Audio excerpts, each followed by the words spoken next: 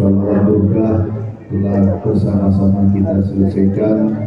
Mudah-mudahan diterima Allah Subhanahu wa Ta'ala, sehingga malam ini kita tidak keluar dari majelis ini kecuali yang punya hajat Allah kabulkan hajatnya, yang punya problem Allah berikan jalan keluar dari problemnya, dan kita semuanya dosa-dosanya diampuni oleh Allah Subhanahu wa Ta'ala, amal ibadahnya diterima Allah Subhanahu wa Ta'ala, dan mendapatkan keselamatan, kebahagiaan, kemuliaan dunia akhirat. Amin Allahumma amin. Ma'asyiral hadirin wal hadirat rahimakumullah. Di dalam bait atau syair burdah tadi disebutkan famablaghul ilmi annahu basyarun wa annahu khairu khalqillahi kullihim. Kalau dipandang dari kacamata ilmu, dilihat dari pandangan mata biasa, annahu basyarun, maka sesungguhnya Nabi Muhammad adalah manusia. Secara ilmu, secara kasat mata, Nabi Muhammad manusia. Wa annahu khairu khalqillahi kullihim. Tapi pada hakikatnya Nabi Muhammad adalah sebaik-baik makhluk Allah Subhanahu wa Ta'ala. Allahumma shalli ala sayyidina Muhammad. Jadi Nabi Muhammad manusia, tapi bukan seperti manusia biasa. Nabi Muhammad makhluk Allah, tapi Nabi Muhammad sebaik-baik makhluknya Allah Subhanahu. Kalau yang biasa baca Maulid Tiba, seperti di sini kan dibacakan Maulid Tiba, di situ ada sebuah cerita. Dijelaskan di dalam Maulid Tiba, akhir dari pasal pertama, di mana di situ Al-Imam Abdurrahman Al-Tibai mengatakan wa arala fakhrahu 'ala al-asya'i wa qala hadza sayyidul anbiya'i wa ajallul asfiya'i wa akramul abadi. Allah Subhanahu wa Ta'ala memamerkan kebanggaannya. Allah memamerkan kebanggaannya 'alal asya', terhadap semua makhluk saat itu. Wa qala hadza sayyidul anbiya. Kemudian setelah Allah memamerkan kebanggaannya itu tadi, Allah mengatakan hadza sayyidul anbiya. Yang aku pamerkan ini, yang aku tampakkan ini adalah pemimpin para nabi. Pemimpin para wajallul asfiya. Dan yang aku tampakkan ini adalah seagung-agungnya manusia suci, seagung-agungnya manusia yang bersih. Manusia kan ada yang bersih, ada yang kotor. Nabi Muhammad sebersih-bersihnya manusia. Wa akramul habaib, dan yang aku tampakkan ini, kata Allah, adalah kekasihku yang paling mulia. Nah saat itu Bapak Ibu, ketika Allah memamerkan kebanggaannya itu tadi, ketika Allah mengatakan ini pemimpin Nabi dan Rasul, ketika Allah mengatakan ini manusia yang paling agung, paling suci, ketika Allah mengatakan ini paling mulia-mulianya kekasihku, saat itu para makhluk belum tahu itu siapa sebenarnya. Sebenarnya yang Allah maksud itu siapa, yang Allah pamerkan itu siapa. Bila huwa Adam. Ini hafal Maulid Tiba apa belum? Bila huwa. Akhirnya para makhluk bertanya kepada Allah, ya Allah, apakah yang engkau pamerkan itu adalah Adam? Apakah pemimpin Nabi dan Rasul itu Adam? Apakah kekasih yang paling mulia itu Adam? Allah mengatakan qala adamu bihi uniluhu a'lal maruti. Allah mengatakan bukan, ini bukan Adam. Bahkan Adam, kata Allah, berkat kemuliaanku, berkat makhlukku yang paling mulia ini, uniluhu a'lal maratib, aku berikan kepadanya kedudukan yang paling tinggi, yaitu menjadi bapak dari semua manusia. Jadi Nabi Adam menjadi bapak dari semua manusia karena makhluk kebanggaan Allah itu tadi. Bahkan sedikit tentang cerita Nabi Adam. Nabi Adam pertama diciptakan di sorga kan sendirian. Nabi Adam diciptakan di sorga sendiri. Akhirnya Allah ciptakan teman hidup, yaitu Siti Hawa. Ketika Adam melihat Siti Hawa yang cantik rupawan, Allah pun berikan kepada Nabi Adam rasa cinta kepada Siti Hawa. Allah kasih Nabi Adam rasa cinta kepada Siti. Nabi Adam jatuh cinta kepada Siti Hawa. Akhirnya Nabi Adam mengatakan kepada Allah, siapa itu ya Allah? Allah mengatakan, wahai Adam, kalau kamu akan mendekati wanita tersebut, maka bayar dulu maharnya. Apa maharnya? Allah menjawab, maharnya adalah sholawat kepada kekasihku Muhammad Sallallahu Alaihi Wasallam. Jadi manusia ini kan semuanya cucunya Nabi Adam, bukan cucunya kera gitu ini. Cucunya Nabi. Nah, Nabi Adam boleh menikah dengan Siti Hawa setelah membayar mahar. Maharnya sholawat kepada Nabi Muhammad SAW. Nah kemudian Nabi Adam melakukan sebuah kesalahan, yaitu makan buah. Diturunkanlah Nabi Adam dan Siti Hawa ke muka bumi. 40 tahun Nabi Adam berkelana di muka bumi untuk mencari Siti Hawa, baru ketemu. Jadi setelah turun di muka bumi, 40 tahun kemudian Nabi Adam baru berjumpa lagi dengan kekasihnya Siti Hawa. Selama 40 tahun tadi Nabi Adam bertobat kepada Allah Subhanahu wa Ta'ala. Setelah Nabi Adam bertawassul dengan namanya Nabi Muhammad, bersolawat kepada Nabi Muhammad, baru taubatnya Adam diterima oleh Allah Subhanahu wa Ta'ala. Jadi Nabi Adam menjadi bapaknya manusia karena Nabi Muhammad. Nabi Adam boleh mendekati Siti Hawa karena sholawat kepada Nabi. Nabi Adam diterima taubatnya oleh Allah karena Nabi Muhammad. Kembali ke cerita yang ada di Maulid Ibrahim. Ketika Allah mengatakan ini bukan Adam, bahkan Adam berkat makhluk yang paling mulia ini aku beri dia kedudukan tinggi. Akhirnya para makhluk bertanya lagi kepada Allah, "Qila huwa Nuh?" Ya Allah, apakah makhluk kebanggaanmu itu adalah Nuh? Qala Nuhum bihi yanju minal gharaqi wa yahliku man khalafahu minal ahli wal aqarib. Allah mengatakan makhluk kebanggaanku ini bukan Nuh. Bukan Nuh yang paling aku banggakan.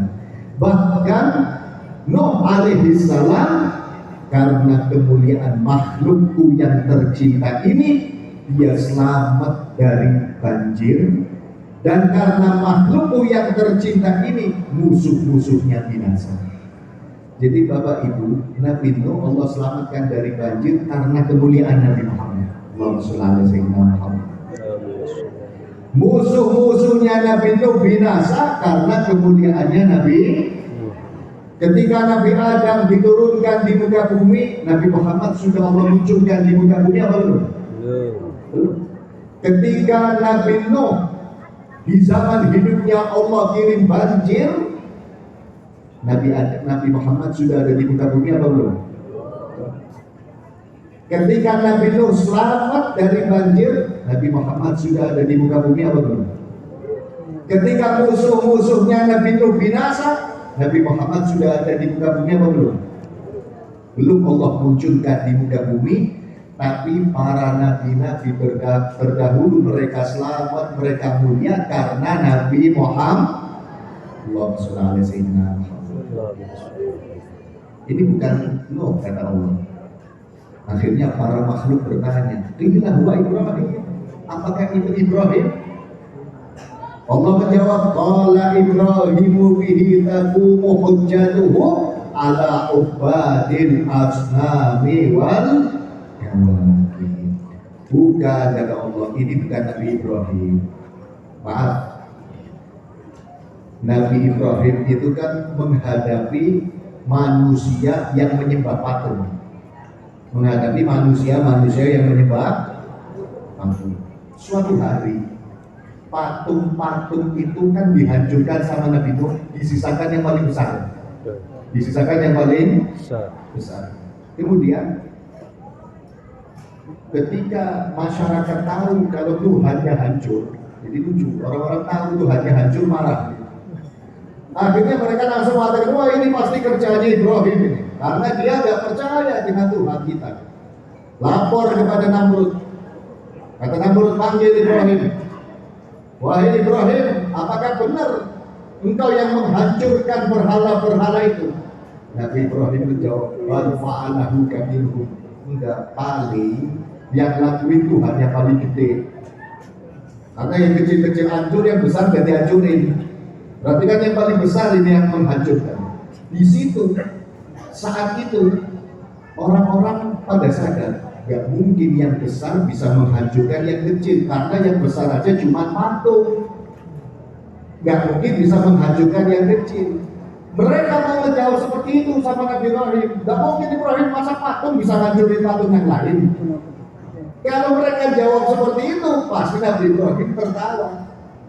Nabi Ibrahim pasti menjawab, ngancurin yang lain aja nggak bisa, ngapain disembah?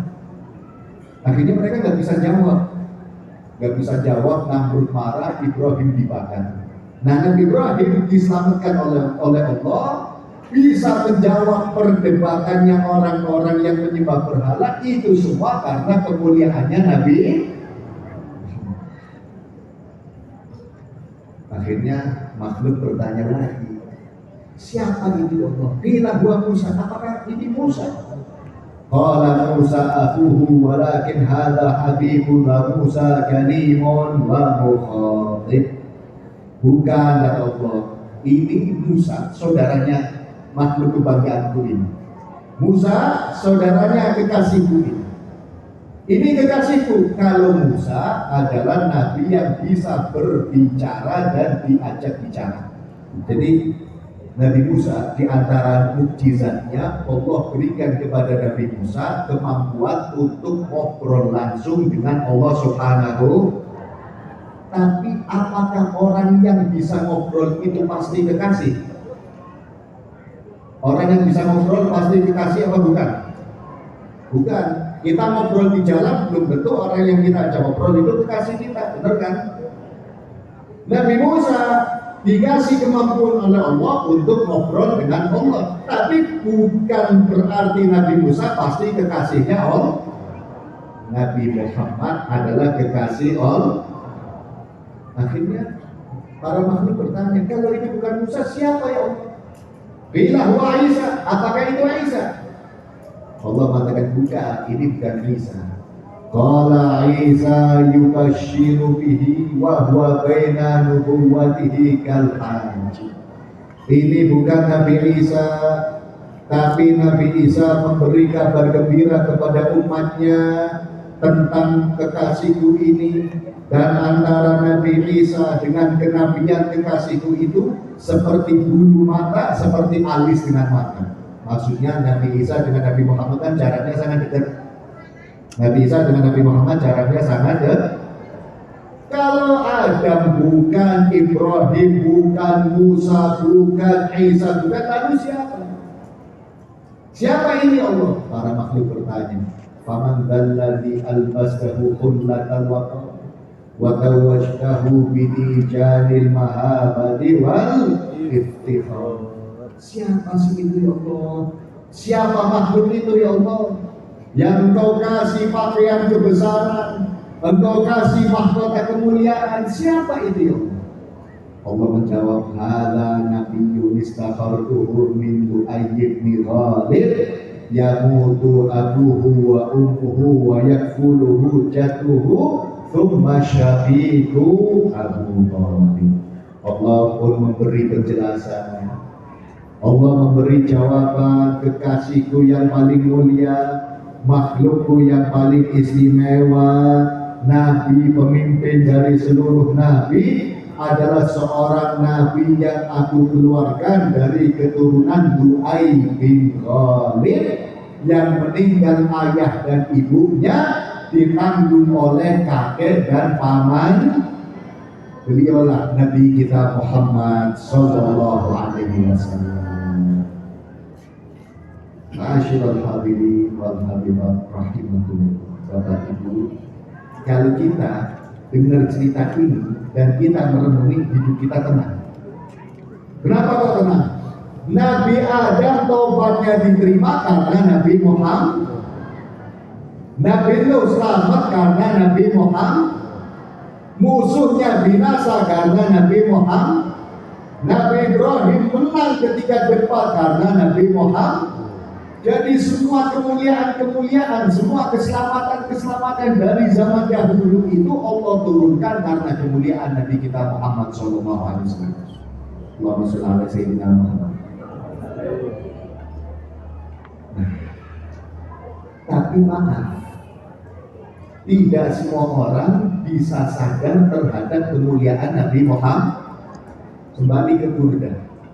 Di dalam Burda itu kita diingatkan, qad yunkiru do ashqat yunkiru al-ainu do asyamsi min ramadin wa yunkiru ta'mal ma'i wa yunkiru al-famu ta'mal ma'i min samami. Mata kadang-kadang nggak bisa melihat cahayanya matahari karena lagi sakit mata. Mata kadang nggak bisa lihat cahayanya matahari ketika lagi sakit. Mulut nggak bisa ngerasain enaknya air ketika mulutnya lagi sakit. Orang kalau hatinya beres langsung sadar akan kemuliaan Nabi Muhammad. Kalau belum sadar tentang kemuliaan Nabi Muhammad, berarti hatinya lagi bukan sakit hati karena putus cinta, tapi sakit hati karena ada penyakit sombong, ujub, imannya hilang, penuh dosa, penuh hasud, penuh dengki, penuh kebencian. Naudzubillahi min. Kalau hati kita bersih, Bapak Ibu, pasti hidup kita tenang. Bagaimana gak tenang? Kita ingat ceritanya Nabi Adam, taubatnya diterima karena Nabi Muhammad. Nabi Nuh selamat karena Nabi Muhammad. Nabi Ibrahim selamat juga karena Nabi. Dan kita umatnya siapa? Kita umatnya siapa? Berarti utang kita bisa lunas karena Nabi. Rezeki kita bisa lancar karena Nabi. Ekonomi kita beres karena Nabi. Keluarga kita bisa harmonis karena Nabi. Keturunan kita bisa soleh-solihah karena Nabi. Dan di akhirat kita bisa selamat karena Nabi. Berarti tugas kita sekarang menyambungkan diri kepada Nabi Muhammad. Allahumma shalli ala sayyidina Muhammad. Di Burdah tadi kita juga sudah diingatkan tentang kemuliaan kita. Kita ini semuanya mulia, alhamdulillah. Kita bukan orang terhina, kita orang mulia. Semuanya yang hadir di sini insya Allah mulia dunia akhirat. Kenapa kok bisa mulia? Lamma da'allahu da'ina li ta'atihi bi akramir rusli kunna akramal. Ketika Allah mengundang kita untuk taat, ketika Allah mengundang kita untuk iman lewat Nabi paling mulia, berarti kita menjadi makhluk, menjadi umat yang paling mulia. Karena kita jadi umatnya Nabi Muhammad. Mulia apa enggak kita? Mulia apa enggak kita? Terhormat apa enggak kita? Kenapa kita terhormat? Karena jadi umatnya Nabi. Kenapa kita mulia? Karena jadi umatnya Nabi Muhammad. Maaf, orang mulia pantas susah apa enggak? Ada orang mulia hidupnya susah? Siapa? Ada orang mulia hidupnya susah? Orang mulia pasti hidupnya senang. Yang hadir di sini ada yang susah.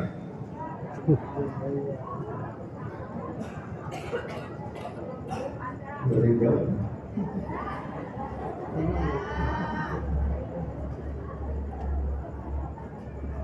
Kita dipilih oleh Allah jadi umatnya Nabi, umat yang paling mulia. Ada orang mulia hidupnya susah? Ada apa enggak ada? Berarti di sini ada yang hidupnya susah apa enggak?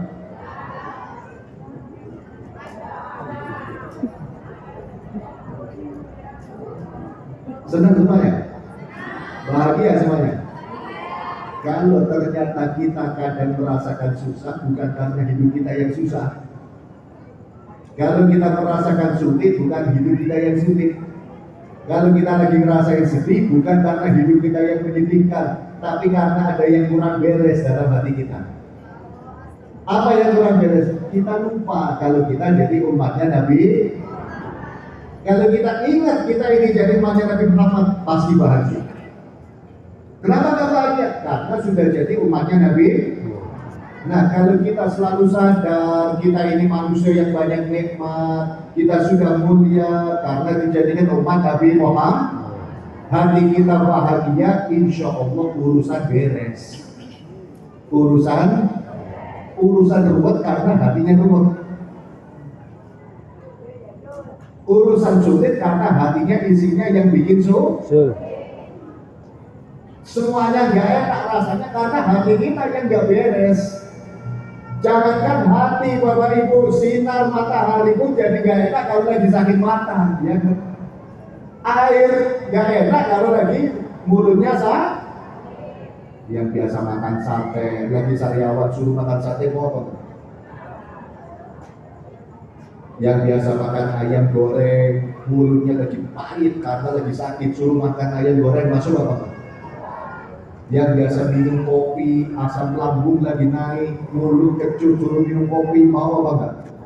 Karena lagi hidup kita semestinya bahagia. Kalau enggak bahagia berarti hati kita lagi apa sakitnya? Lupa kalau kita jadi umatnya Nabi.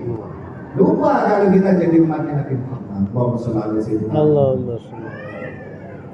Terus bagaimana cara menebus kesulitan kita? Nebusnya dengan sholawat. Nebusnya dengan apa?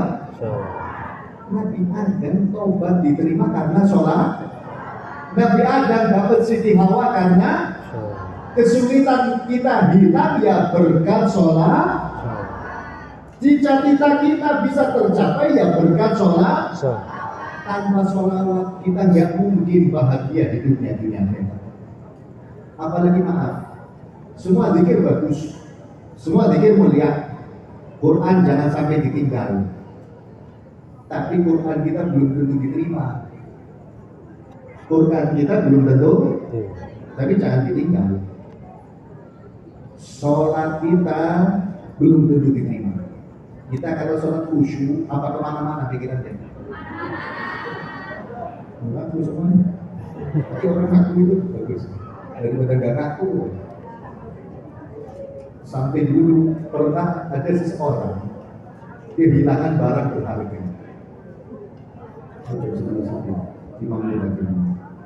Dulu ada orang kehilangan barang berharga. Dicari-cari nggak ketemu. Akhirnya dia datang ke salah seorang ulama yang ada di tempatnya. Orang tadi mengatakan, ya Syekh, saya kehilangan barang berharga. Bagaimana biar barang berharga saya yang hilang itu tadi bisa ketemu? Apa kata Syekhnya? Kamu sekarang wudhu, sholat, nanti ketemu. Oh iya Syekh, wudhu nih. Setelah wudhu, sholat. Baru takbir, Allahu Akbar. Langsung ingat, oh iya ketinggalan barangnya di rumah. Jadi takbir bukan ingat Allah, ingat barangnya yang hilang. Kita mirip-mirip gitu sholatnya. Sholat yang seperti itu kira-kira diterima atau enggak? Berarti kan ada yang diterima ini sholat. Mudah-mudahan diterima semua sholat kita. Puasa kita kadang cuma puasa mulut dari minum dan makan. Bukan orang sini, orang jauh. Kadang orang jauh puasa tetap riba, tetap ngerasani. Orang jauh di sana puasa kadang masih bohong. Puasa makannya masih lirik-lirik. Bukan orang sini, jauh. Puasa seperti itu diterima apa nggak kira-kira? Masya Allah. Intinya amal kita ini berantakan. Benar apa enggak? Apa yang bisa nebus itu semua? Sholawat kepada Nabi Muhammad SAW. Sholawat itu pasti diterima. Sholawat itu pasti kita khusyuk gak khusyuk tetap diterima. Bahkan sampai ada ulama mengatakan ikhlas gak ikhlas tetap diterima, khusus sholawat. Ikhlas gak ikhlas tetap di. Misalkan ada orang duduk di teras rumah pegang tasbih yang isinya 1000 biji, tasbihnya itu dibiarkan keluar ke jalan. Sallallahu Muhammad sallallahu alaihi wasallam. Dibantu tasbihnya. Ya, saya kan orang hebat ahli sholawat. Ini sholawat gimana? Khusus sholawat tetap diterima. Sampai diceritakan ada seorang ulama yang tinggal di Mesir bernama Al-Imam Asy-Syaikh Abdul Mawahid Asy-Syadzili. Bukan Al-Imam Asy-Syadzili Shahibul Thariqah, bukan, beda lagi. Ada seorang ulama bernama Al-Imam Abdul Mawahid Asy-Syadzili. Suatu ketika Imam Abdul Mawahid Asy-Syadzili ini mimpi berjumpa Nabi Muhammad SAW. Maaf Bapak Ibu, mimpi dengan Nabi itu beda dengan mimpi-mimpi sama yang lain. Kalau mimpi ketemu yang lain bisa benar bisa salah. Tapi kalau mimpi ketemu Nabi Muhammad pasti benar. Pengen mimpi ketemu Nabi Muhammad? Kasih resepnya mau? Hantu apa belum? Sedikit cerita tentang mimpi ya. Mudah-mudahan kita semuanya bisa mimpi Nabi Muhammad. Amin. Karena mimpi ketemu Nabi Muhammad ini mulia. Pertama, dalam hadis Nabi bersabda, "Man ra'ani faqad ra'ani. Fa inna syaitana la yatamatsalu." Nabi Muhammad bersabda, barang siapa yang mimpi melihat aku, berarti dia benar-benar melihat aku. Karena setan tidak bisa menyerupai aku. Itu yang pertama, mulia.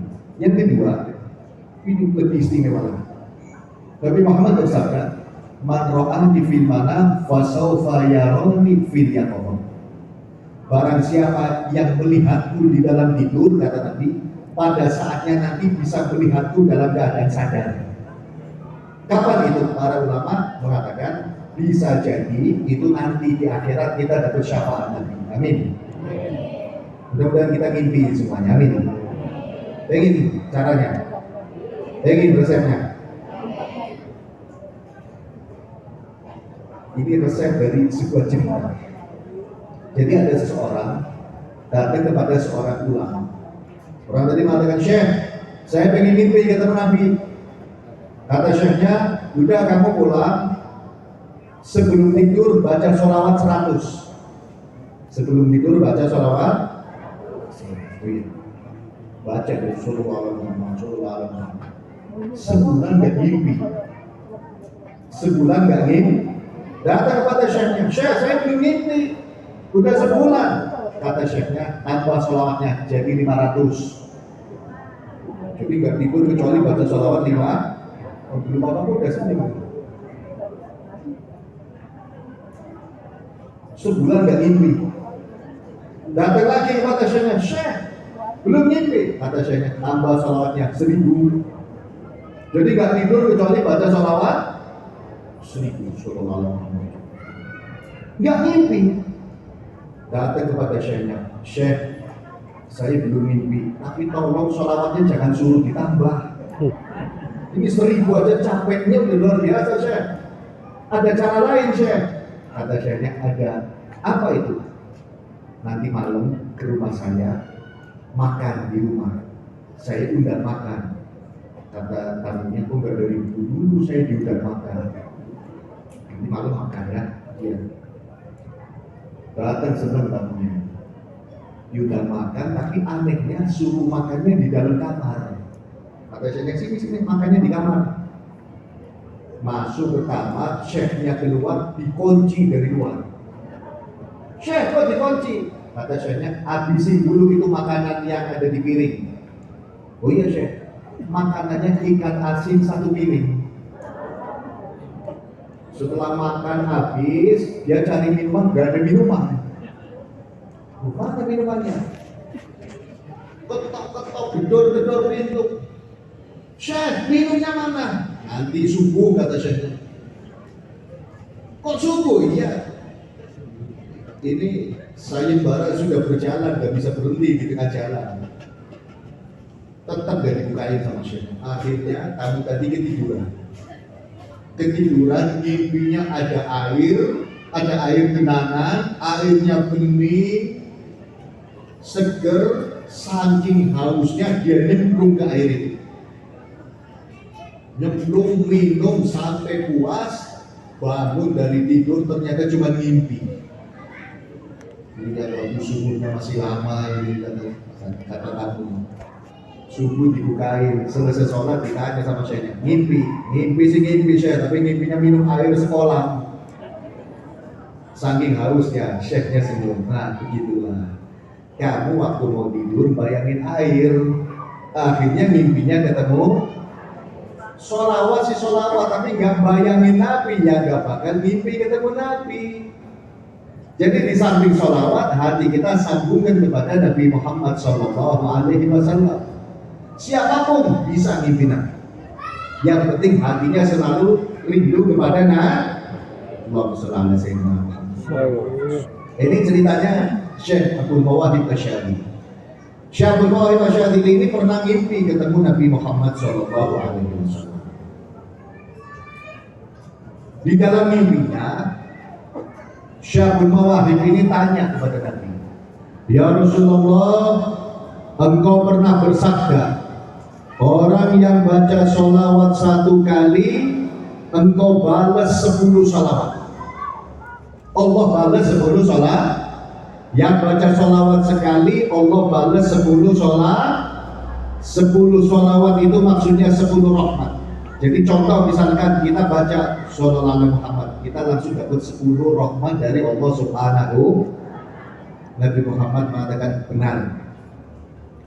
Kemudian Abdul Mawahib Asy'ari bertanya lagi, "Ya Rasulullah, balasan 10 rahmat dari 1 sholawat itu untuk orang yang sholawatnya khusyuk apa yang belum khusyuk?"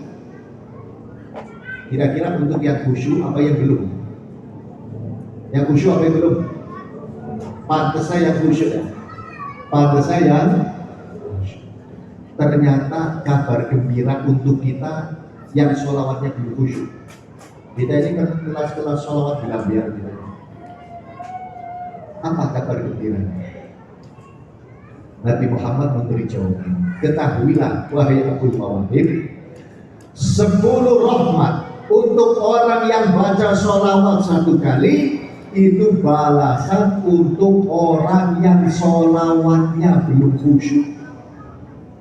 Itu balasan untuk orang yang sholawatnya belum. Kelas kita ini, kita sholawat gak khusyuk, dapat 10 rahmat dari Allah Subhanahu. Di situ Al-Imam Abdul Mawahib Asy'ari kaget, kemudian dia bertanya, "Ya Rasulullah, kalau yang sholawatnya belum khusyuk dapat 10 balasan dari Allah, bagaimana dengan orang yang sholawatnya khusyuk ya Rasulullah?" Rasulullah menjawab, "Yang sholawatnya khusyuk tidak ada yang tahu balasannya kecuali Allah Subhanahu wa ta'ala." Allahumma sholli ala sayyidina Muhammad. Jadi Bapak Ibu, sekarang ini rata-rata orang cerita hidup gak enak, bukan orang sini, orang jauh. Benar apa enggak? Sampai ada yang ditulis di status. Jadi curhat muter tentang ekonomi, curhat muter tentang keluarga. Kalau nggak ekonomi keluarga, pasti masalahnya itu. Ekonomi keluarga penyakit, nggak lain. Ekonomi keluarga penyakit. Kenapa sih kok orang pusing? Karena lupa kunci kebahagiaan. Apa itu kunci kebahagiaan? Perbanyak sholat. Daripada kita cerita penyakit kita cerita kesusahan kita cerita masalah kita kepada orang lain yang belum tentu kita akan berjalan di luar, mendingan kita perbanyak sholawat, pasti dapat balasan dari Allah Subhanahu. Pasti itu. Di rumah kita jadikan rumah untuk sholawat, bukan berarti rumah kita diputeri kasih sholawat. Ya itu bagus positif. Tapi yang lebih diharapkan penduduk rumahnya jadi ahli sholat. Sampai maaf. Sekarang kan musim KDRT, mudah-mudahan di sini nggak terjadi. Amin. Keluarga kita, anak cucu kita, pasangan hidup kita, semuanya orang tua kita, mudah-mudahan gak ada yang jadi pelaku dan korban KDRT. Amin. Saya ini pernah didatangi bukan orang perempuan. Kita pun. Kamu tadi mengatakan, maaf, saya ini hampir setiap hari dipukul sama suami. Hampir setiap hari dipukul sama suami.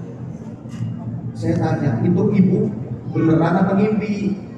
Ngimpi masa? Beneran. Setiap hari, hampir setiap hari saya dipukul sama suami. Bagaimana jalan keluarnya? Akhirnya saya menjelaskan, Bu, pernikahan itu cuma ada dua macam. Tasrihun bi ihsan, imsakun bi ma'ruf, atau tasrihun bi ihsan. Pertahankan dengan indah atau lepas dengan baik. Pertahankan dengan indah atau lepas dengan. Kalau masih bisa mempertahankan dengan penuh kasih sayang, pertahankan. Gak bisa, kasih sayangnya sudah habis, lepaskan dengan baik. Simpel itu. Ajaran Islam itu gak rumit, gak perlu mendramatisir. Oh, suami saya seperti ini, udah gak suka, minta cerai, selesai. Wah, istri saya gini-gini, udah gak suka, lepasin. Itu syariat, itu ajaran. Oh, gak mau, kasihan anak-anak. Ya udah, gak usah banyak omong, terima seadanya. Jadi mempertahankan dengan baik atau melepas dengan. Maksudnya gimana? Kata si perempuan itu, bilang sama suami, kalau mau berhenti mukul, saya siap lanjut. Tapi kalau ternyata suami jawab, tangan saya ini kalau nggak pukul sehari gatel, datang ke pengadilan agama, ajukan cerai daripada ibu sakit hati, sakit badan. Subhanallah, hari berikutnya didatangi orang laki-laki. Orang laki-laki tadi cerita, saya ini hampir setiap hari ditendang sama istri saya. Yang benar, iya, saya mau ketawa, tapi takut dosa. Takut orangnya tersinggung, karena baru kemarin ada perempuan cerita, sering dipukuli suami. Ternyata hari kedua, suami ditendang sama istri. Akhirnya saya tanya, itu istrinya jenengan pelatih karate atau gimana? Bukan, istri saya nggak bisa ibu bela diri. Cuman mau saya lawan, itu perempuan. Saya diemin, pada sakit badan saya. Jawabannya sama. Pertahankan dengan indah atau lepas dengan baik. Kalau istrinya bisa berhenti nendang, lanjutin. Kalau istrinya memang nggak bisa, udah kecanduan nendang, ya lepasin. Subhanallah, kenapa kok banyak seperti itu? Karena banyak rumah tangga yang kosong dari rahmat Allah. Yang kosong dari rahmat. Banyak rumah yang kering dari rahmat Allah. Kenapa kok banyak rumah tangga yang kering dari rahmat Allah? Banyak rumah atau tempat tinggal yang kosong dari rahmat Allah. Karena sekarang umat Nabi Muhammad jarang memperbanyak sholat. Jarang memperbanyak sholat, akhirnya bingung sendiri, galau sendiri, marah sendiri, sakit sendiri, terputus dari Nabi Muhammad. Naudzubillah. Oleh karena itu perbanyak sholat. Ingat, Nabi Adam taubatnya diterima karena sholat. Nabi Adam boleh menikah dengan Siti Hawa karena sholat. Masalah Nabi Adam selesai karena sholawat. Keinginan Nabi Adam ingin menikah dengan Siti Hawa tercapai juga karena Nabi Nuh selamat dari banjir karena. Berarti Nabi Nuh masalahnya selesai karena Nabi Muhammad. Musuhnya Nabi Nuh binasa, Nabi Nuh menang karena Nabi Muhammad. Nabi Ibrahim masalahnya beres karena Nabi Muhammad. Maka kalau kita pengen cita-citanya beres, kita pengen masalahnya selesai, kita pengen hajat kita dikabul, tebus dengan menyambungkan diri kepada Nabi Muhammad. Bagaimana menyambungkan diri kepada Nabi Muhammad? Perbanyak sholawat. Maaf, kadang ada yang salah, saya masih sering maksiat, masa sholawat? Justru kalau kita merasa banyak dosa, sholawatnya jangan sedikit. Sholawatnya harus banyak. Para ulama mengatakan orang yang ahli sholawat itu oleh Allah akan dirubah sedikit demi sedikit menjadi semakin baik. Yang penting sholat, yang wajib lakuin, yang haram berusaha perbanyak sholat.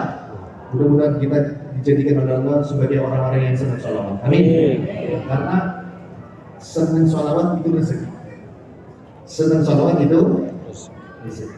Mudah-mudahan sekali lagi Allah jadikan kita orang yang ahli sholawat. Amin. Bukan kita ajak pasangan hidup kita, keturunan kita, orang tua kita, saudara kita, masyarakat kita, semuanya dijadikan oleh Allah orang-orang ahli sholawat sehingga kita dan mereka selamat dunia akhirat. Ana hadini ya billahi sholihah wa ila hadratin Nabi Muhammad sallallahu alaihi wasallam. ثم على رفيق آله وإخوانه من الأنبياء والمرسلين ثم على رفيق آله وأصحابه وأزواجه أجمعين ثم على أرواح الشهداء والصالحين